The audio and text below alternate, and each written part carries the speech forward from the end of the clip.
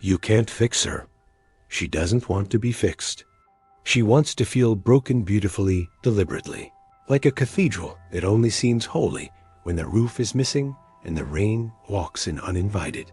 I've watched this ritual for 5,000 years. Men kneeling before chaos, offering logic as if lightning respected paperwork. You bring structure to a storm and call it love. But storms don't want shelter. They want sky. You can't repair what was never meant to be whole. You can only witness it without drowning. She tells you about her pain. Can you mistake it for intimacy? You hear scars as passwords, tears as proof of depth. But she isn't confessing, she's composing. Her pain is a currency, and the market is your attention. Every story buys validation. Every tremor purchases care. You thought she was asking for help.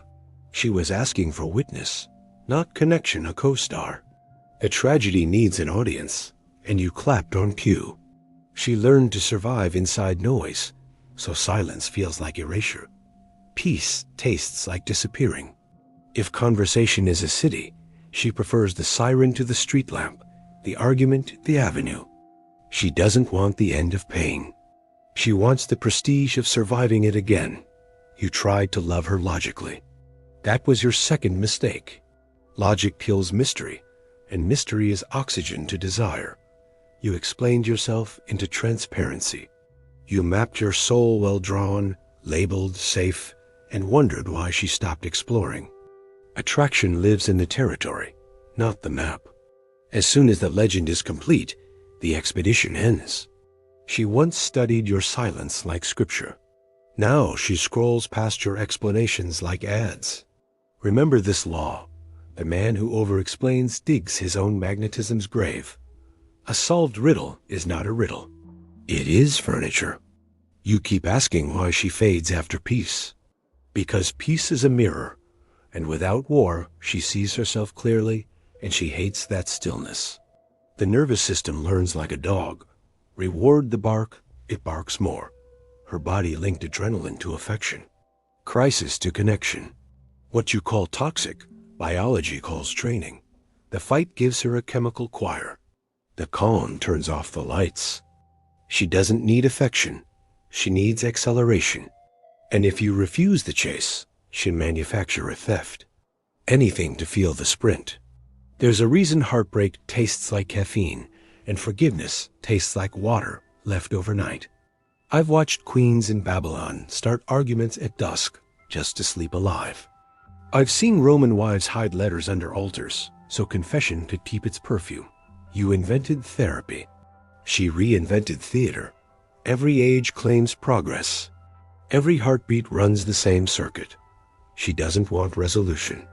She wants resurrection. What rises must rise from ruins, so she builds them. You can't save a woman who uses pain as personality. Take the pain, and the stage goes dark. That is why she sabotages peace. Peace threatens identity. She wears what I call the mask of martyrdom, ornate, shimmering, heavy. It buys applause. If you try to remove it, she will accuse you of cruelty, because beneath the mask is a face she no longer recognizes.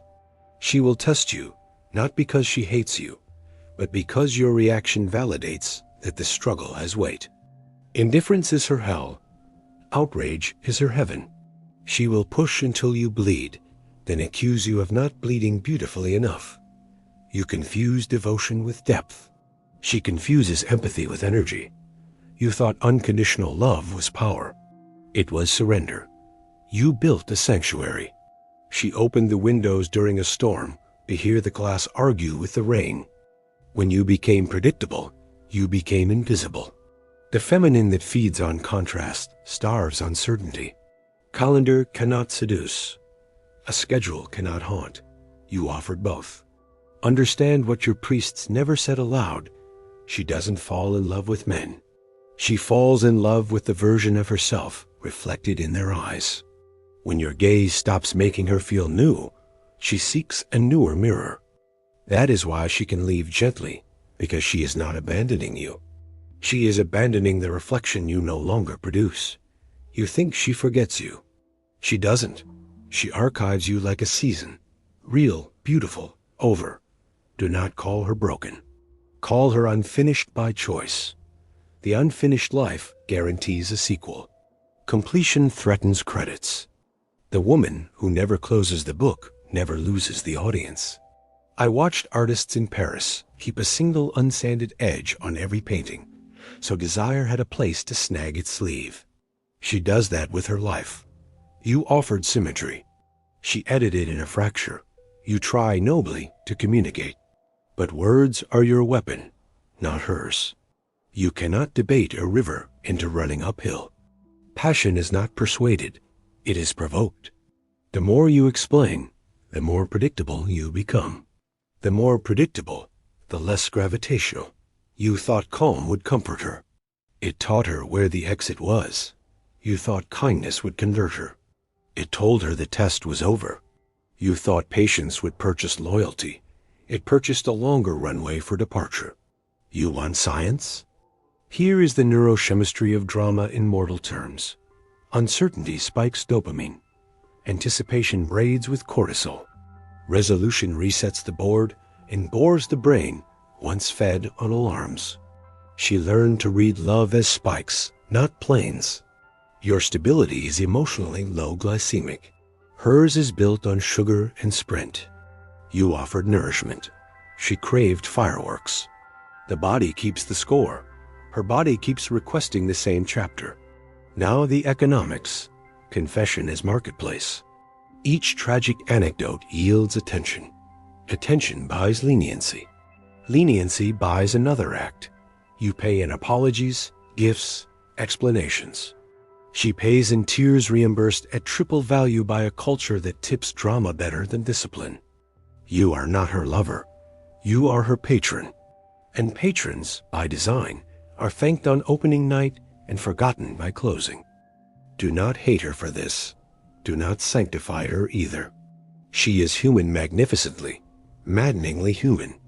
And so are you. You are addicted too. Only your drug wears a suit. You love fixing because fixing feels like power. You call it empathy. I call it control with halo lighting. You want to be the exception, the man who turns storm into city, but gods do not cure hurricanes. They name them and step aside. Learn the difference between indifference and detachment. Indifference mutters, I don't care. Detachment declares, I no longer need to. One is vacancy. The other is altitude. You are not meant to be untouched. You are meant to be unconsumed. Hold the fire without swallowing it. Let it dance on your knuckles without entering your lungs. That is godhood in a mortal body. One day she will return. Not for love curiosity. She will test the mirror. Does it reflect power she cannot control? Do not audition. Do not present slides about your growth. Let silence apply its pressure. Mystery is a pressure system. It moves weather. If she cannot move you, she must move herself, and movement is all she ever worshipped. I saw a senator in Rome dictate apologies until parchment wept. His wife read each scroll like a menu, then ordered hunger. I saw a Spartan hang all his medals on one wall so she could see victory. She stared at the opposite wall because it contained a window. I saw a monk carve prayers into the table where his lover used to eat. By morning the table looked holy, but he still ate alone. History is crowded with men who mistook performance for proof. Ask the only question mortals avoid. What part of you needed her chaos to feel grand? What sermon of yours collapses if she stops sinning against calm? If your identity is rescuer, every piece is unemployment. If your worth is proven by endurance, you will court suffering to keep your job. That is not love. That is self-employment under a tyrant you built. Let's return to your favorite slogan, communication. Here is the malediction of explanation. Every time you translate yourself completely, you trade magnetism for comfort. Comfort converts lovers into librarians. Librarians are excellent companions. They rarely cause insomnia. She does not want to sleep well. She wants to sleep after. Between those two lives a gulf you keep paving with logic. You want tactics? Be legible in your values, elliptical in your interior. Speak clearly about lines you do not cross, but do not publish the code behind your allure. Preserve a private weather, a continent she senses but cannot chart. Say less than you know and do more than you say. Gravitation is the art of being seen from every angle and still not fully measured. She will accuse you of being cold. She is correct, you are becoming space. Space is not absence. It is room. In room, things can return without colliding. In room, chaos hears its own echo and grows embarrassed. In room, you discover what loves you when you stop shouting for it. Do not mistake this for manipulation. Manipulation choreographs another's steps. Mastery conducts only your own. She must be free to sprint toward storms. You must be free to stand on cliffs without jumping to prove devotion. If paths cross, call it grace. If they don't, call it gravity. You want a myth? Here is one. A city asked me for eternal spring. I gave them a garden that never changed. By winter's second absence, they begged for frost. Nothing grows with a single season. Lovers who outlaw winter outlaw ripening. She wants spring forever. You built a greenhouse. The air went stale. The bees left. Nature took back the script. You called it betrayal. I called it breath. You want biology again? Novelty teaches the brain it is alive by forcing updates. Predictability tells the brain it is safe by reducing them. She equates alive with loved. You equate safe with love. You are both right, and therefore doomed unless one of you learns a bilingual heart. Do not learn hers to control her. Learn it to stop resenting what you cannot arrest. Now the law that governs endings. She does not leave because you failed to love. She leaves because you succeeded in removing the unknown.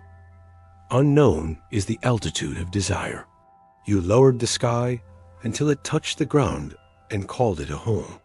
She looked up and missed the stars. So what remains? The ascension. Don't chase the storm. Become the thunder. The storm reacts. The thunder defines. The storm pleads for spectacle. The thunder hums inevitability. Practice the power of stillness so deep it embarrasses lightning. This is detachment, not indifference. Indifference is a locked door. Detachment is an open temple with no chains on its gold. Speak this creed without speaking. I will not earn love by solving pain. I will not barter purpose for applause. I will not translate my soul into step-by-step instructions. I will be precise in boundaries, generous in presence, and stingy with explanations. I will be readable like a mountain obvious in outline, unknowable in interior. Let whoever needs a maze find one elsewhere. When she calls at midnight, let the phone ring once inside your chest and then go quiet, not as punishment, as policy. When she asks if you still care, answer with a truth shaped like a doorframe. I care exactly enough to stand here. I do not enter burning houses to prove a fire is real. If you wish to sit, sit. If you wish to run, run. My weather does not follow you anymore. One day you will thank her storm for locating your cracks. You will pour iron into them rituals of depth, not performance. Fewer words, longer walks. Work that is heavy enough to quiet the animal and holy enough to interest the god.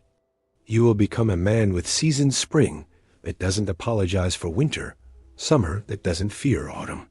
Women like that rarely need fixing. They decide if they can be seen by such weather, and if they cannot, they bless and go. I am Zeus. I have watched mortals mistake drama for devotion and exhaustion for loyalty.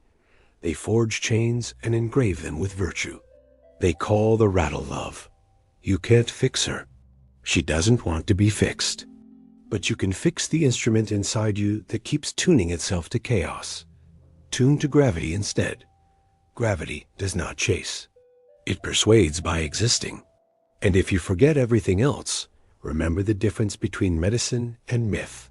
Medicine is for wounds. Myth is for meaning. She offered you meaning wrapped in a wound. You tried to dose it. It needed distance. Give the myth its room and watch the wound lose its costume. Some stories only stop hurting when no one is left to applaud. Now go, mortal, not toward horizon. Fill your hours with work that releases heat instead of smoke. Sit with friends who laugh like bells instead of alarms. Build a life that does not need rescue to feel epic. If she returns, let her find you mid-chapter, not mid-plea. If she does not, let the sky remain unpunished. Peace is not the absence of chaos. It is sovereignty in its weather. Become that. Let thunder be your accent, not your argument. Let mystery be your atmosphere, not your tactic. And let love, when it visits, find a room where it can set down its weapons, because no one is performing for survival anymore. You can't fix her. She doesn't want to be fixed. But now you don't need her to be.